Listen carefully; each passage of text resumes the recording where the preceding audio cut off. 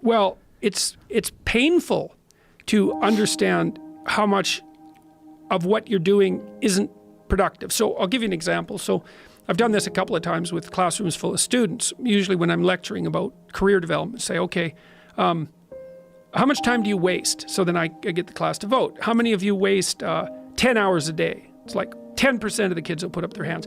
And it's interesting because I don't define what constitutes waste. I just ask the question. So they're diagnosing themselves, right? I'm not saying you're wasting 10 hours a day. I'm just asking. It's like, given your own attitude, how much time are you wasting? 10 hours a day. It's like 10% of the people put up their hands. Well, when you get to like 6 hours a day, 80% of the people put up their hands. So then we do the arithmetic. It's like, because I like doing arithmetic with people. People hate arithmetic, but I like doing it. It's like, okay, 6 hours a day. It's 42 hours a week. So let's call that a work week, 40 hours a week. So that's a work week. Let's say, what's your time worth? You're a university student. Well, it's certainly worth minimum wage, because obviously, but it's worth way more than that, because if you spend a productive hour when you're 20, then you gain the benefits of that hour for the rest of your life. So there's the compounding effect of time spent when we were young. So I say, well, let's assume your time's worth $50 an hour, which I think is an underestimate, but whatever. Let's call it 50. We can call it 25, but we'll call it 50. If that's $2,000 a week you're wasting. It's $100,000 a year. It's like, how much better would your life be if you weren't wasting $100,000 a year? It's like, what is that over 40 years? $4 million. It's like, you're rich. You don't even know it. Quit wasting time. By your own definition. It's like people shake their heads, like, oh, I never thought about it that way. It's like, yeah, think about it that way. Don't waste your damn life. So, a schedule, that's a good thing, man. Your brain will thank you for it. It will stabilize your nervous system. With a bit of a plan, that's a good thing. You need a career, you need something productive to do with your time. You need to regulate your use of drugs and alcohol, most particularly alcohol, because that does in a lot of people. You need a family, like the family you have, your parents and all that. It'd be nice if you all got along, you could work on that. That's a good thing to work on. And then, you know, you probably need children at some point, and that's life. That's what life is. And if you're missing, you know, you may have a good reason to not be operating on one of those dimensions. It's not mandatory, but I can tell you that if you're not operating reasonably well on 4, I think I mentioned 6, if you're not operating reasonably well on at least 3 of them, there's no way you're going to be psychologically thriving. And that's more pragmatic in some sense than psychological, right? Human beings have a nature. There's things we need. And if we have them, well, that's good. And if we don't have them, well, then we feel the lack. You need a broad scale vision. You have to know what it is that you're doing with your life, let's say generally speaking, but more particularly in the next 3 to 5 years. What do you want? You know, what would you want from your friendships? What would you want from your intimate relationship? How would you like to structure your family? What do you want for your career? Well, how are you going to use your time outside of your job? And how are you going to regulate your mental and physical health, and maybe also your drug and alcohol use, because that's a good place to auger down, you know, because alcoholism, for example, wipes out, you know, 5 to 10% of people. So you want to keep that under control. And then so maybe, you know, you develop a vision of what you would like your life to be, and that associates the goal. Well, once the goal is established, and then you break down the goal into micro processes that you can implement. The micro processes become rewarding in proportion, in relation to their causal association with the goal, and that tangles in your incentive reward system. You know, we talked about the dopaminergic incentive reward system, and that's the thing that keeps you moving forward.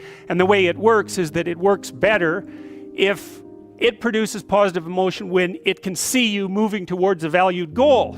Okay, well, what's the implication of that? Better have a valued goal, because otherwise you can't get any positive motivation working out. And so the more valuable the goal, in principle, the more the micro processes associated with that goal start to take on a positive charge. And so what that means is, well, you get up in the morning and you're excited about the day, you're ready to go. And so as far as I can tell, what you do is you specify your long-term ideal, you specify your goal, you do that in some sense, as a unique individual, you want to specify goals that make you say, oh, if that could happen as a consequence of my efforts, it would clearly be worthwhile. Because the question always is, why do something? Because doing nothing is easy. You just sit there and you don't do anything. That's real easy. The question is, why would you ever do anything? And the answer to that has to be because you've determined by some means that it's worthwhile. And then the next question might be, well, where should you look for worthwhile things? And one would be, well, you could consult your own temperament. And the other would be, well, you kind of look at what it is that people accrue that's valuable across the lifespan. So you do a structural analysis of the subcomponents of human existence, and I already did that. You need a family, you need friends. Like, you don't need to have all these things, but you better have most of them. Family, friends, career, educational goals, plans for, time outside of work, attention to your mental and physical health, etc. That's what life is about. And if you don't have any of those things, well, then all you've got left is misery and suffering. So that's a bad deal for you. So once you set up that goal structure, let's say, and that's really in many ways that's what you should be doing at university. That's exactly what you should be doing, is trying to figure out who it is that you're trying to be, right? And you aim at that, and then you use everything you learn as a means of building that person that you want to be. And I really mean want to be. I don't mean should be, even those things are going to overlap. And it's important to distinguish between those, because that's partly, and this is back down to the micro routine analysis. So if I was saying, well, you're going to try to make yourself more industrious. Okay, number one, specify your damn goals, because how are you going to hit something if you don't know what it is? That isn't going to happen. And often people won't specify their goals too, because they don't like to specify conditions for failure. So if you keep yourself all vague and foggy, which is real easy, because that's just a matter of not doing as well, then you don't know when you fail. And people might say, well, I really don't want to know when I fail because that's painful. So I'll keep myself blind about when I fail. That's fine, except you'll fail all the time then. You just won't know it until you've failed so badly that you're done. And that can easily happen by the time you're 40. So I would recommend that you don't let that happen. So that's willful blindness, right? You could have known, but you chose not to. Okay, so once you get your goal structure set up, you think, okay, if I could have this life, looks like that might be worth living, despite the fact that it's going to be, anxiety provoking and threatening, and there's going to be some suffering and loss involved and all of that. Obviously, the goal is to have a vision for your life such that, all things considered, that justifies your effort. Okay, so then what do?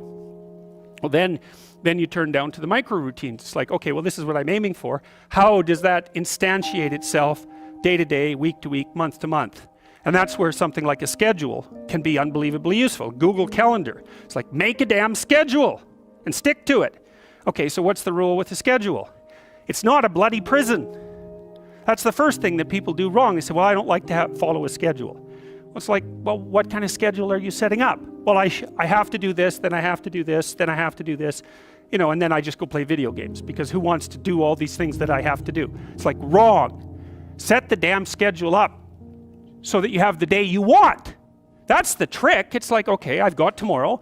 If I was going to set it up so it was the best possible day I could have, practically speaking, what would it look like?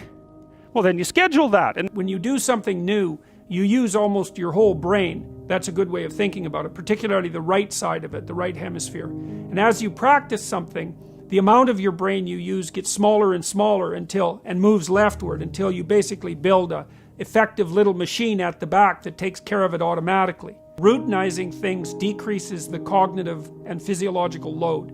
It's a big deal. And if you routinize good habits, then they become part of your character.